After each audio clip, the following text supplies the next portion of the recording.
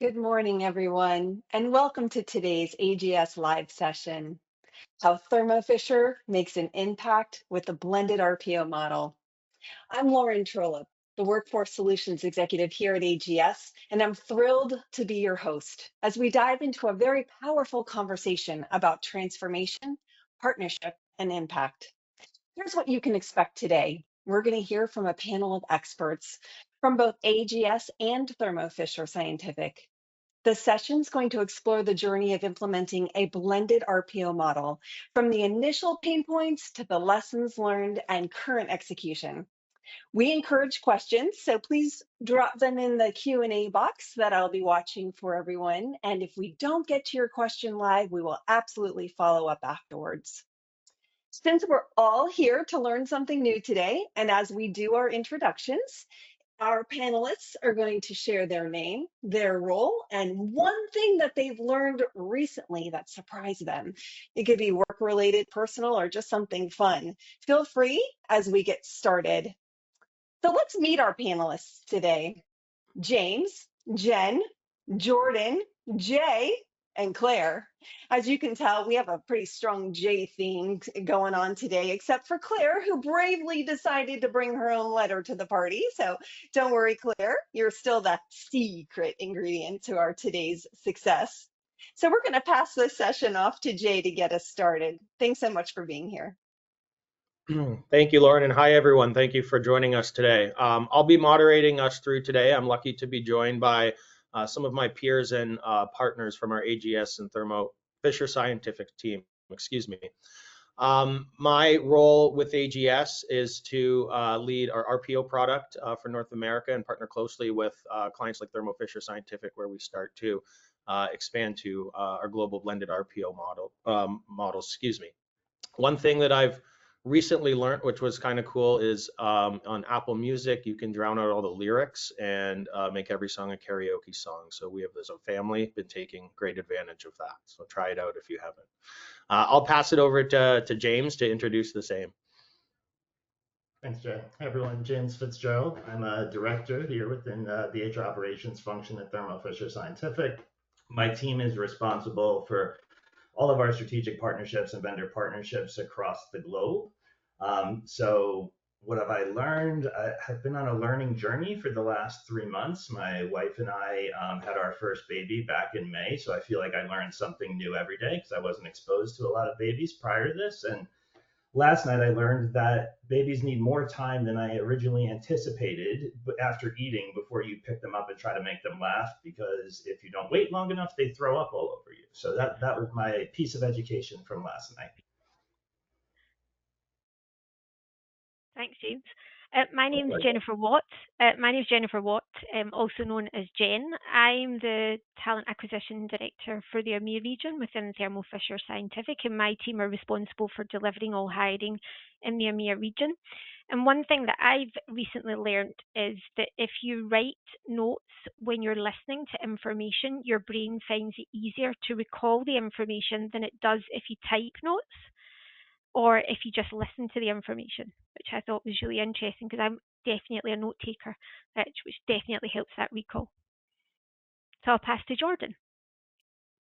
Hi, everyone. I'm Jordan Hudgens. I'm a market executive within client delivery at AGS, and I am a mother of a 17-month-old son. And what I recently learned is that the Cookie Monster from Sesame Street, his real name is Sid. Had no clue. So I'll pass it over to Claire.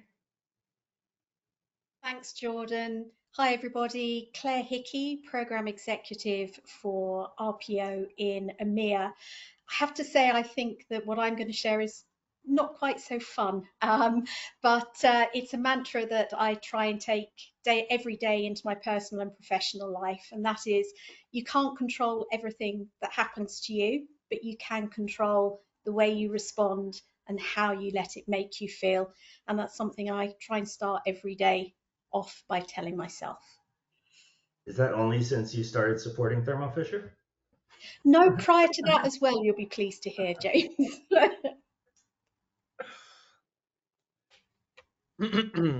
Awesome. All right. I will. I'll take us forward here, and I want to do just a very brief setting of the stage, if you will, in terms of our partnership as AGS with Thermo Fisher Scientific. If you can give me a click there, I think we might have just one graphic to speak through as we tee up today's AGS live session. So I've been fortunate enough to be partnered with Jordan and Claire for a long time at Allegis Global Solutions, but bringing those partnerships to then James, Jen, and the Thermo Fisher Scientific Organization starting in 2023 when we launched an MSP partnership. Our work on the contingent side, if you will, won't necessarily be the focus for today. We'll focus on the middle part here of where we've grown and matured our partnership to include some blended RPO models at a global scale. So the story today will kind of tell how those came to be, some of the scale and the benefits advised, and how this partnership is progressing towards what we're both kind of calling a total talent evolution, and looking at how AGS and Thermo Fisher Scientific can partner to align with the ways of work that are constantly changing. So with that, I'll kick us off, and maybe I can turn it over to you, James, first. As you all set out on what was eventually landing in a decision to partner with AGS, what were some of the catalysts for that, the triggers, the pain points? If you could shed some light on maybe what set that need for program transformation and the type of partnership that you have today. Sure thing. So I think Thermo Fisher historically relied on resource augmentation models when leveraging RPO, and I think every buyer, client, myself included, has this vision that RPO vendors actually just have a bench of talent waiting for us to call them up and say, hey, we have recs to fill now and really don't need a lot of runway before getting that call. We found out the hard way during COVID that really wasn't the case, and that it took longer, more training and partnership with each individual resource to get them up to speed and to get them to where we needed to supplement. We took a step back as COVID was winding down and said, okay, now that we know, we have these lessons learned of how quickly our business demand can shift and scale, how do we create something that builds in permanent flexibility and agility within our infrastructure to allow us to meet the business demands as they come? So after going through an exercise of really analyzing our job profiles, our hiring trends over the previous years, we made a decision that, what we can do is take our operations, manufacturing, hiring across the globe and find a partner who can work with us, create global consistency within a program to ensure our business needs were met, and rely on that partner to flex and scale with us. That way they can gain that inherent business knowledge and understanding of our organization and be able to partner with us as demand comes and goes. I love that, and you mentioned two things in there, scalability and some global consistency. I know we face the common conversation of global needs, and we both kind of scurry off to call the experts in our respective regions of the global organizations, right? And so I'm interested to hear from your viewpoint, Jen. As this strategy was emerging, what was important to the EMEA or the Europe market from a regional standpoint, and what needed to exist in this solution that to give you scalability and region the same? Yeah.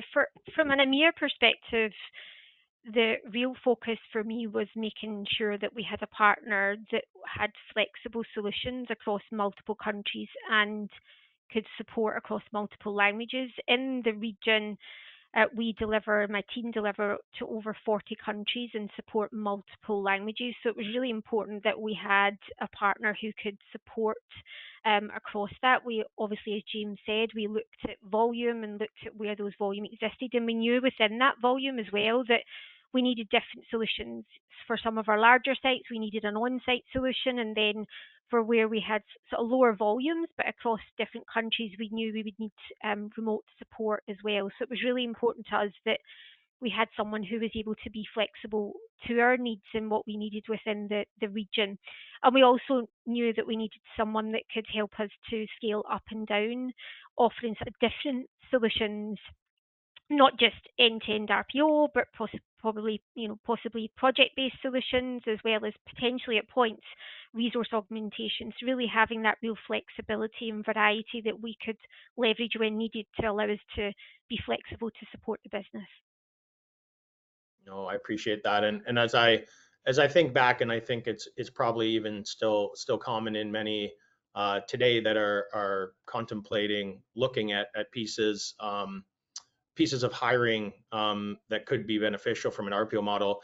It's really hard to nail down and stamp your name on volumes, right? If I think about the volumes at the time when we talked and where the need was and what was going on in the world, you're right, it does change fast. And as I think back, even from the time that we agreed we were going to partner together to when we were going to launch this larger program, the times had already changed, right? So James, I think back and maybe you can just provide a quick summary, as much as we set out to partner for this larger, very defined program, we quickly soft launched and you held our feet to the fire to be flexible as we approached that larger implementation. Well, we like to challenge ourselves at Thermo Fisher. So I think it was a great test case to see if AGS had what we needed right out of the gate. So, we as Jay mentioned, we started with an MSP implementation and quickly thereafter started to implement this RPO program. And actually, as we were standing up the program, volumes came back quicker than anticipated. And in order to allow us to still focus like we needed to on the development of the program to ensure that we were putting the right focus of attention on change management and all of the details from a technology perspective, because we were also implementing technology at the time, we decided that we didn't want to just hurry up and stand up the program and do something wrong along the way. So what we did, we partnered, we came to the table with AGS. We said, okay, these are our issues. These are the pockets of the world where we're going to have increased volume, increased demand. And we started to break off mini projects, so mini RPO projects in certain regions, like Jen mentioned. We had one in Eastern Europe, we had one in Latin America. And then we ended up bringing on augmented resources across EMEA and across North America to support. And it was really advantageous at the end of the day that, the initial problem ended up being a great benefit because these individuals got to come into the organization, work under our management and work under, understand our ways of working. And then ultimately, as we moved into the transactional model, that business acumen and understanding of ways of working within the Thermo Fisher world were already ingrained within the team. So I think actually, it was a kind of perfect mistake, or perfect, however you want to phrase it, that, it really worked out in our benefit at the end of the day. I love it, and I do recall it kept us busy, and we'll talk in a second about the larger implementation. You mentioned some good benefits in there. Jordan, Claire, Jen, I'm interested from your viewpoint, obviously on the ground doing the work. How did starting quick like this and starting uniquely like this lead to some of these outcomes? Yeah, I can jump in there, Jay. As you guys mentioned, it definitely kept us busy. Starting quickly, it really gave us a chance, as James kind of had mentioned, that to learn while we were doing.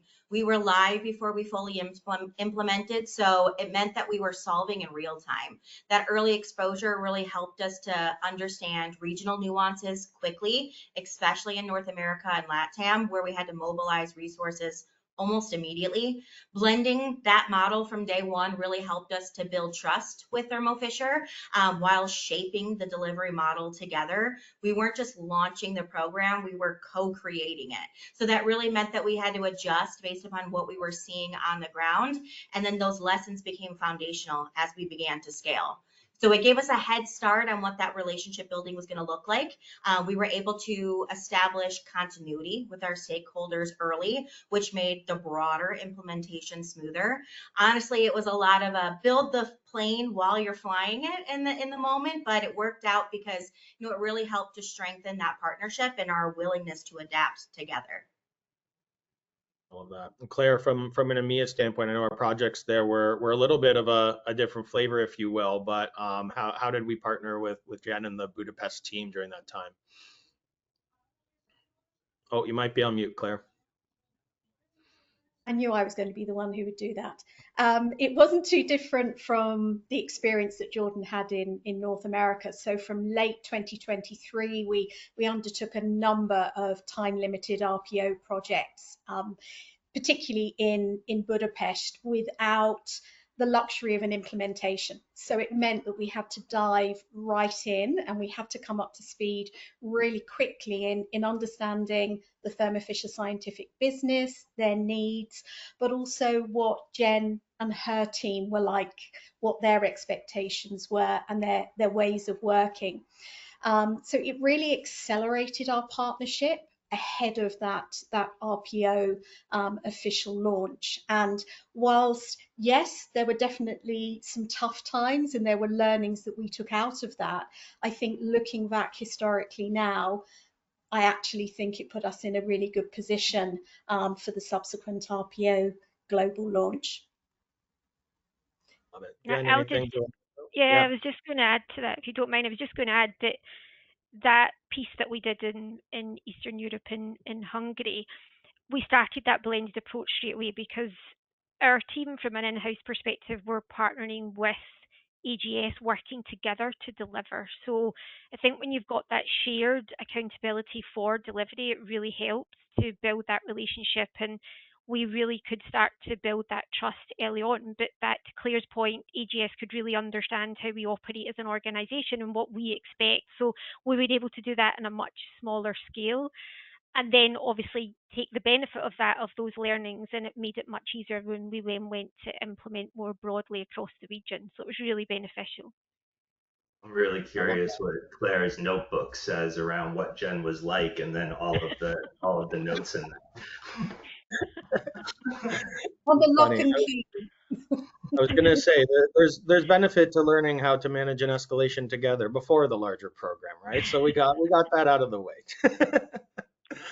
Too funny. So I wanna pivot back to kind of the broader, the larger program and the implementation that we were going through. We obviously won't spend time reviewing the entirety of the weeks and months of implementation, but I want to ask the group from a change management standpoint. There were some pivotal moments here, and as we were looking to implement a new model in terms of that scalable RPO support, but also significant technology change aligned to this project happening at Thermo Fisher. So delivering those two together from a change management standpoint, looking to the group to understand what were some of the pivotal moments as we look to embark on changing those two bigger pieces at the same time. Jordan, maybe you can start off for us.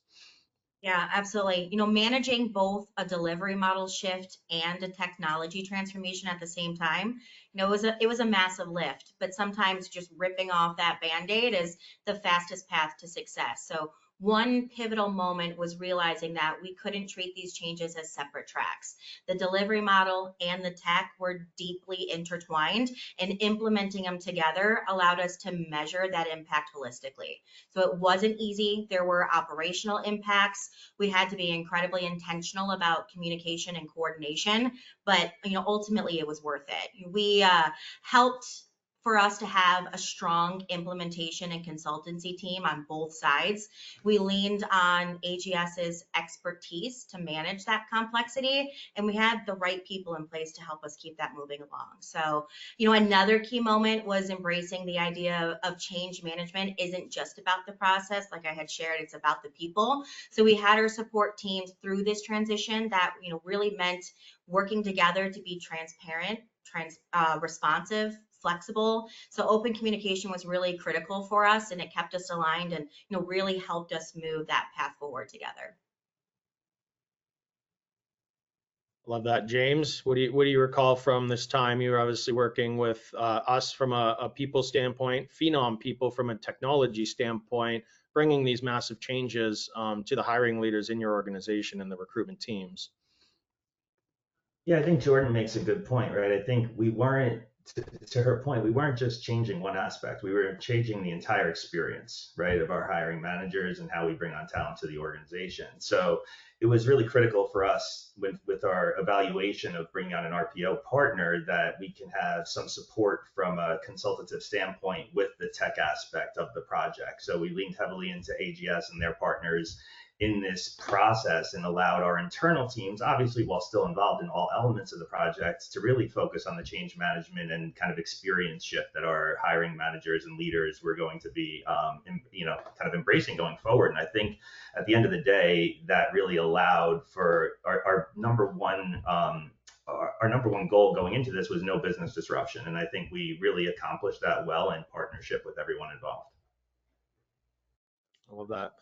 And Claire, I think it gets lost in the shuffle a little bit. We talk about these changes at a high level, but what it actually then means as we look at sites in Italy and Germany and all these different European countries, right? The workflows and the customization. So, a big change, but we had it phase out a little, if you will, in terms of launching EMEA a little bit after our North America implementation. So what would you say were some of the pieces that made this successful in your mind in the Europe region?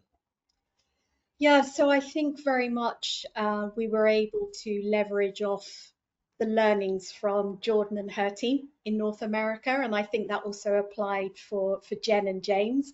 Okay, what did and what didn't work well for us through that phase one rollout, but at the same time, with the projects being ongoing, there was still that continuous knowledge increase that was happening, that definitely played a big part, certainly for me, through the implementation. I wasn't coming in green, I was coming in with a reasonably good level of understanding of how Jen worked, what her expectations were, but also the business overall as well. And I'm sure Jen will concur with this, that we made the decision to bring most of the team on board a good few months ahead of the EMEA RPO go live. And that was incredibly impactful because it meant by the time the official go live came around, the team were already on board. They had been working in the business and had a really good understanding of expectation, both from the Allegis side, but also from Thermo Fisher Scientific side. So it was a really, really smooth go live. So some really good learnings that I would take forward to future clients as well. I love that, and maybe that's where we go next. So we shift through. We're implemented, we're live. Jen, today we've had a journey. What if anything sticks out in your mind as lessons learned in making this shift up to present day to the blended RPO model that we have in place today? Yeah, for me, it's definitely that point that James and Claire both touched on, is the fact that, we were growing at a period of time when we were implementing, and we didn't treat them as two separate pieces of work, in that, as Claire said, we brought resources in earlier, so they were already understood the business, they were already building relationships. So when we communicated out to the business that we were making this change, we were able to say, these individuals are already in supporting your business. So therefore, it didn't feel like a big change or transition for the business leaders, particularly the hiring managers, because in instances they were already working with those individuals anyway. So that was definitely a huge learning. And you were able to get through that building trust, understanding ways of working and things like that before you then go into that core go live period, when all eyes are on, is this going to be successful, is it not? We had already gone through a lot of those teething things that always happens when you're building relationships and starting to work together. We were able to do that much earlier through the different projects that we had. So it just meant that we were much more joined up as two teams. So from the business, as soon as we went live, it was a very joined up approach, which was very, very positive. I love that. Jordan, what would you say from a North America standpoint? Anything you look back on as kind of a lesson learned as we went through our own changes and shift to get to where we are today in the blended RPO model? Yeah, definitely. There's a lot to reflect on. I think one of the biggest lessons learned is that, launching quickly doesn't mean that we're done. It just means that we've gotten started. As we mentioned, we soft launched before we fully implemented, and that early momentum gave us a head start, but it also meant that we were building and refining in real time. And if I'm honest, there's definitely things that we would do differently. Retrospectives are always important. Looking back, it's the nature of of transformations for us to learn as we go. The team that we have in place today is, very different than the team that we started with, and that's a good thing. We've evolved, we've adapted, the world has shifted, we've had to shift with it. So that adaptability, I think, has really been key to our success. What stands out in our blended model is how that we've benefited from that broader organizational exposure. While we are focused at AGS on very specific roles and bands in our partnership with Thermo Fisher, we did have visibility across all bands, which really helped us to think more holistically, helped us to mature in our total talent journey. So we're not just looking at contingent or perm in isolation, but how they intersect, where the synergies are, and really how we can drive cost savings and efficiencies. I love that.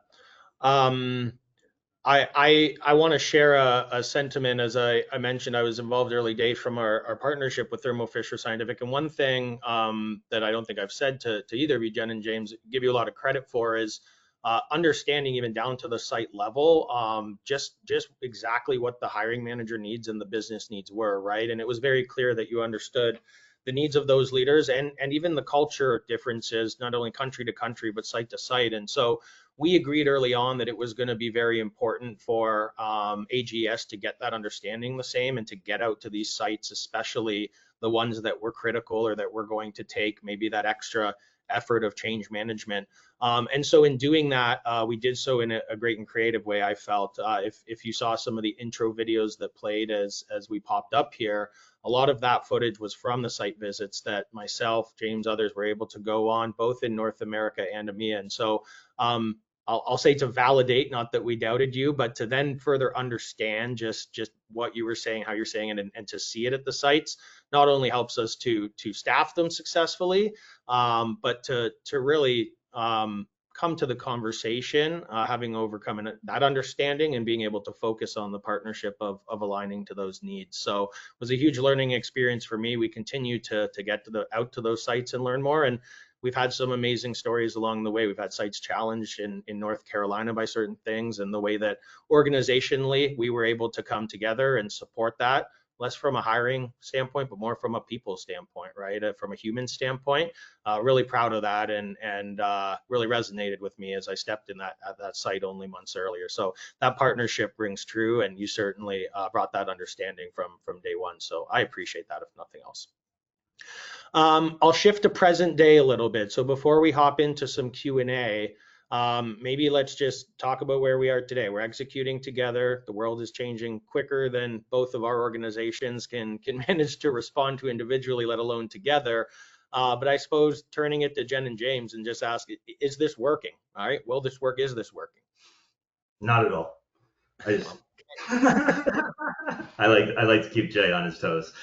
No, the program is absolutely working. We have seen significant reductions in all of our key metrics: time to candidates being presented to our managers, time to fill, and most importantly, time to productivity. I think that we have quickly, since establishing this program, been able to see just how beneficial it is to the organization. As I'm sure this is not unique to Thermo Fisher, with a lot of the macroeconomic and geopolitical stuff going on in the world today, our demands are shifting quite rapidly and quickly in different pockets.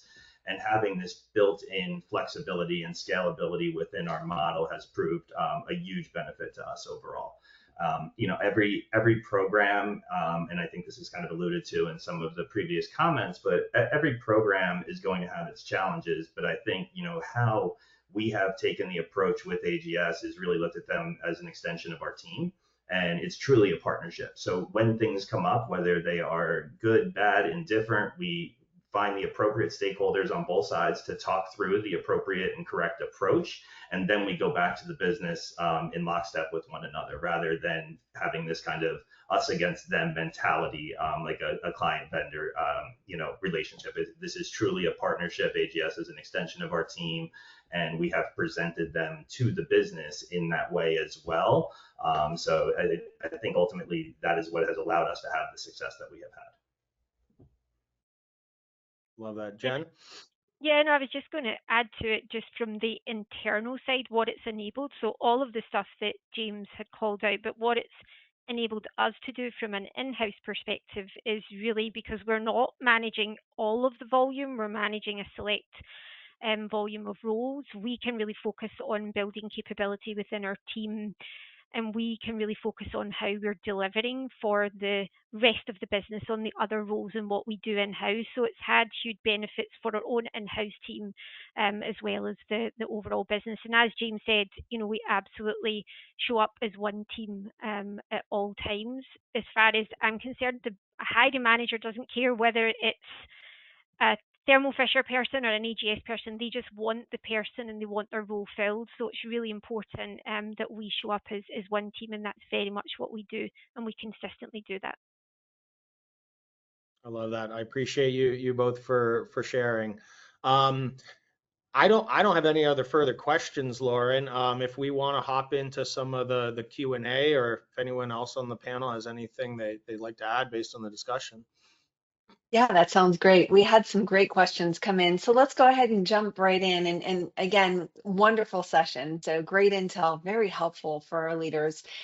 So James, this one's for you. We had a question come in that says, tell us more about your total talent solution and addressing the topic of placing your cards with one partner, eggs in on one basket, versus diversifying with multiple partners. What are your thoughts on that? Yeah, I think it's an interesting topic, and I've been asked it before. And I think for us, that we touched on it a couple times, the business acumen and the understanding of the actual sites and the businesses, like Jay mentioned, that the AGS teams have gone out and met with a lot of our site leaders, done video shoots with our sites. That's beneficial on both sides, right? That's not just beneficial to the RPO. We've tailored those videos and made them relevant for our supplier partners on the contingent side as well. And this journey that we're on to create a total talent solution, it just makes sense to have the two arms working, in parallel with one another. I think oftentimes, we kind of compete with ourselves in certain markets where we'll say, okay, let's open these temp recs, let's open these FTE recs, and just see what gets filled first, and kind of have this inconsistent candidate experience. I think that having the RPO and the MSP side working hand in hand with one another will allow us to really focus more strategically on temp to perm conversion strategies, will allow us to give candidates a better, more clear experience within specific local markets. So I think that there is a lot more pros than cons to it. And, if hopefully AGS continues to perform as well as you guys have had up until this point, and it will be all pros. Lovely, thank you. One other great question came in. What steps do you take to ensure that the business, hiring leaders and such, see AGS as an extension of Thermo Fisher? I can take this one. So from our perspective, as we said, from the very beginning, we did very much work as one team. But some of the steps that we take is obviously with RPO, the recruiters that sit within the AGS team, they're interacting with candidates and hiring managers through Thermo Fisher email addresses. So from that perspective, the managers don't know the difference. But because, as James called out at the start, it's a certain group of requisitions or types of roles that the team support, we reference it more in that hiring segment. So we talk about the team in that hiring segment rather than talking about AGS and in-house team. We never ever refer to that. We talk about it more based on hiring segments, which I think really, really helps. And then Claire and my team work very closely together. So when we go to the business, we go collectively to the business if we are sharing information. We have at the same group of key performance indicators, the levels might be slightly different because of the different nature of roles. But again, we're all working and focused on the same things. And I personally and my leadership team are accountable for the full delivery. So it's important for us, we know that we need to work collectively together. So I think all of these things, we need to jointly be successful to be able to deliver. So all of these things, and we never refer as to the team as AGS, it's always in that hiring segment that we refer to it, which I think really helps. And as I say, we always show up together and collectively to the business. I think just to add to that point, if you don't mind, Lauren, I think we made a conscious decision during the implementation of this to create a role within the organization called our relationship manager role, And that relationship manager role, while they oversee other hiring segments that Jen mentioned outside of high volume hiring, they also are tying it all back and becoming that single point of contact for our business and site leaders and supporting AGS along the way. So I think, there was definitely some, resourcing that we needed to do on our side to make sure that it was as seamless as it was. But I will say, it's been very, very beneficial to this point. We definitely have felt that partnership mentality, so thank you. Another question that's come in: does the team have any recommendations for an expedited integration timeframe of a global RPO? So any best practices or learnings from that scenario, knowing the tight time frame that an organization might have? Call Jay. Well, so Call Jay. I was gonna say again, I think there's certain things we can certainly help to solve for to expedite timelines. I think where and how we can scale people certainly is a benefit, and hopefully most times something that we can do or able to do a little quicker than our clients themselves. That being said, I think one thing that the Thermo Fisher Scientific, I don't even know what team it is, James, maybe the HR IT team, they just had all their ducks in a row when it came to what needed to happen to integrate and change technology, right? A lot of the times that's a holdup. And that wasn't just, yeah, they were changing all of their Phenom people, workflows that were impactful to us. It was also, hey, how do we get AGS the right integrations and data capabilities so that this program's going to work and function, right? So I think sometimes that can be a holdup. I think Thermo Fisher Scientific came to the table with an incredibly good plan of their own, and then challenged us to say, okay, meet us, align to it, and do it faster than we like. You're saying you're going to do it, right? So certainly tried to align there where necessary, but from the people standpoint, we're prepared to meet some of those expedited timelines. How we come together, change management technology is where I think the partnership really showed through. James? I'll add to that. I think, joking aside, when I say I call you, I actually do that when I have RPO problems that need to be solved. But, and it is a testament to the partnership, right? And it is the thing I will say and give you guys on the AGS side a lot of credit for is you don't say yes to everything, right? And that doesn't always make us happy on our side, right? Because we want to hear yes, but we would rather hear no with alternative solutions or why this wouldn't work, right? Because the last thing we want to do is to stand something up that's going to be ineffective and cause disruption to the business. So I give you guys a lot of credit for that and the way you approach it, because it's always, there's options to it, right? There's things we can do. There's, band-aids we could potentially put on things if, depending on how bad things could be from a, unplanned demand standpoint. But I think that you guys are creative in the way you look at things and solution for things. So I think that, from my perspective, we did this very, very quickly, and we ended up with a very successful program. Yeah, I do. Thanks. So, how about this? This is a great question. Looking ahead 3 to 5 years, what advice would you give other organizations trying to future-proof their workforce strategies?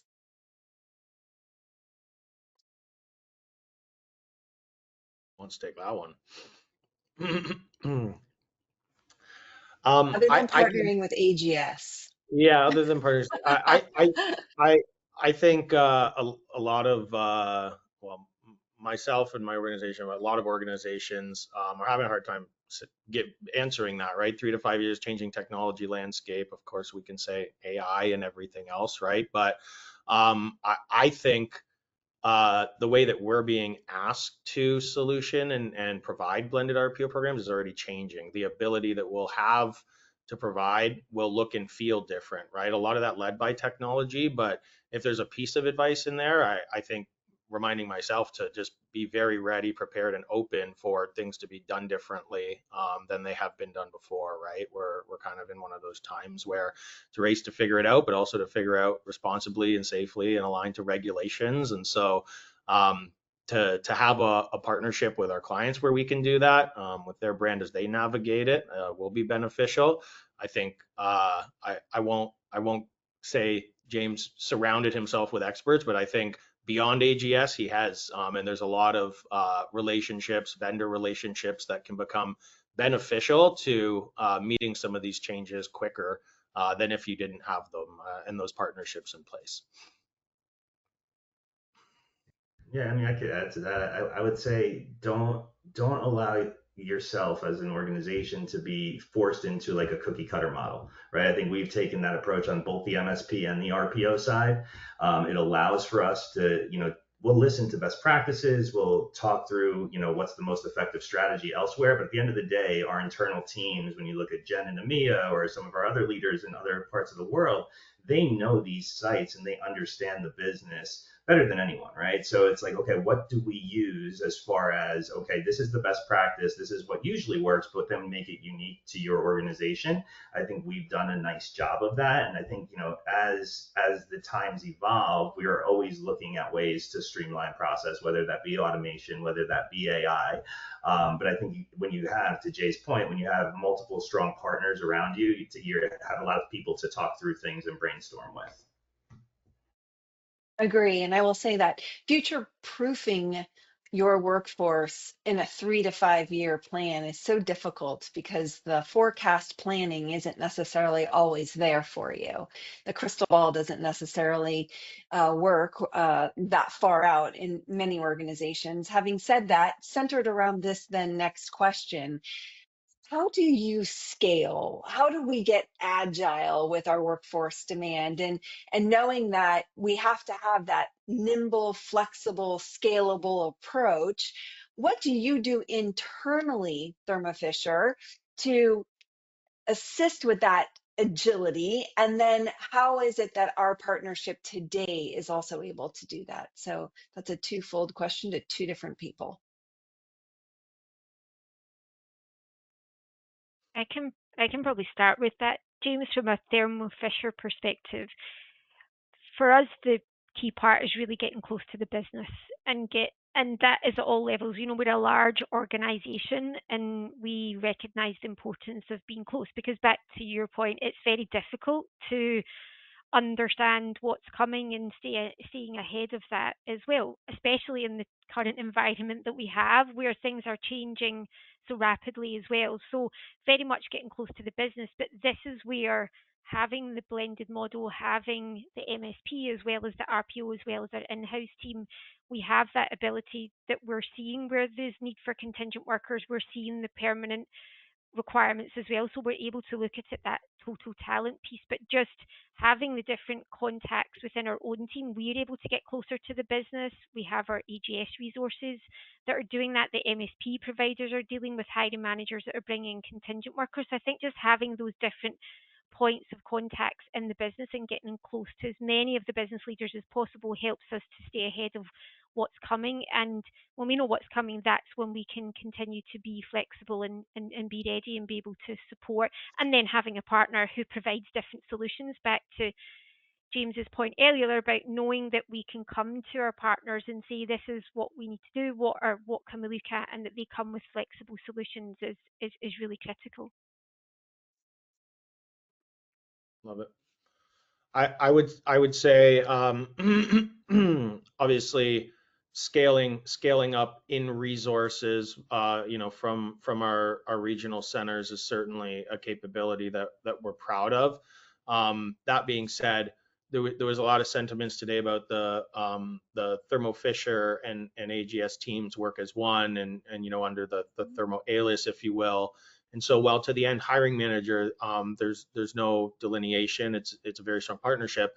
I think James and Jen do a great job of having their recruitment leaders with a great understanding of where that scale is going to come from. Sometimes it's from AGS, and even then they understand where our centers are and how we grab people and why that'll hopefully in most times work.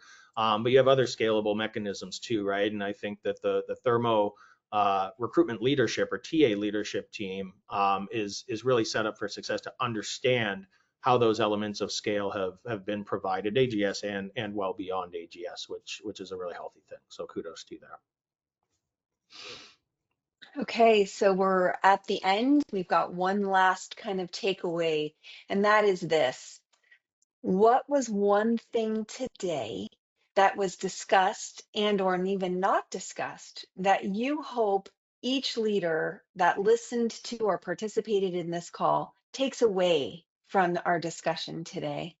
What's one of the most important things that you're hoping is taken away from our discussion? I'm happy to jump in and start there. If I had to leave you all with one thing today, I think it's that the most powerful driver to success in any transformation is really the partnership, right? And it starts with open communication. Throughout our journey with Thermo Fisher, what's really stood out was our ability to have those open, honest, and transparent conversations that James had mentioned earlier. You know, whether it's navigating early implementation or adapting to change, solving in real time. We never shied away from having those difficult discussions, and that openness really built trust for us. That trust allowed us to move faster, scale smarter, and challenge each other. So, you know, when we didn't just implement a model, we really built a relationship, and that relationship's what continues to fuel our success. So if you're considering a transformation, my advice is to, you know, invest in that partnership. Be open, be honest, and build something that's going to last.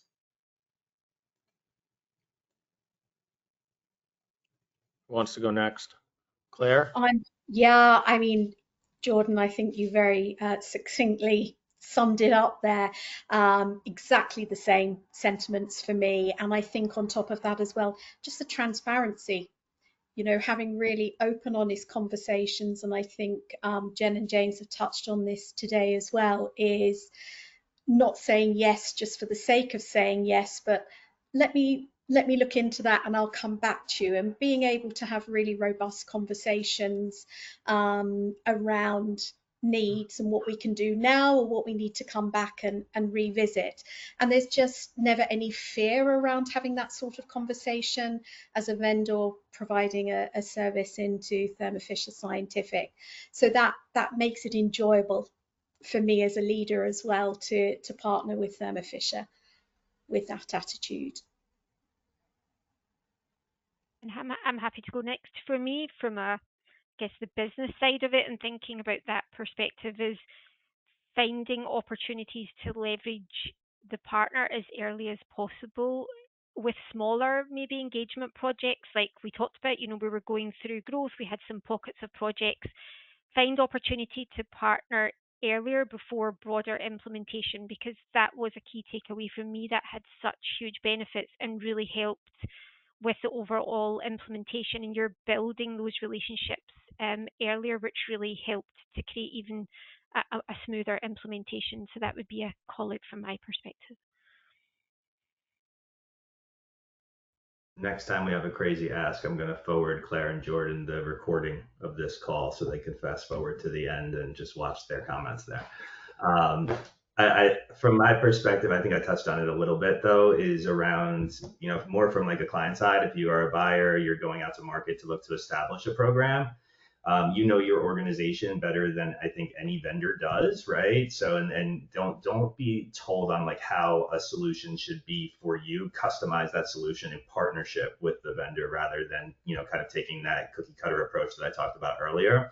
And I think, you know, allowing for conversations to really to be able to kind of have the idea of what you're trying to accomplish, right? And then have those conversations with your partner. So are you targeting cost savings? Are you targeting speed to hire? Are you targeting quality, right? Understand what your goals are going in and then really work with your partner to establish a roadmap to accomplish them.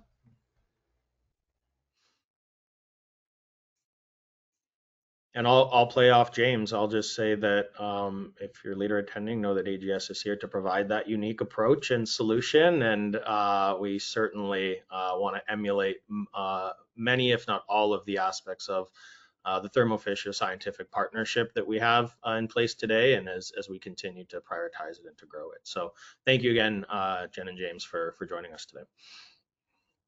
My pleasure. And with that, we appreciate everyone's attendance. We are very thankful for those of you that were able to be here. We will leave the Q&A open. If you have additional questions, we will be more than happy to follow up. But otherwise, we appreciate from AGS, from Thermo Fisher, and all of us that were a part of this team to create such success. Thank you for being here today. It was our pleasure being able to chat. Have a great day.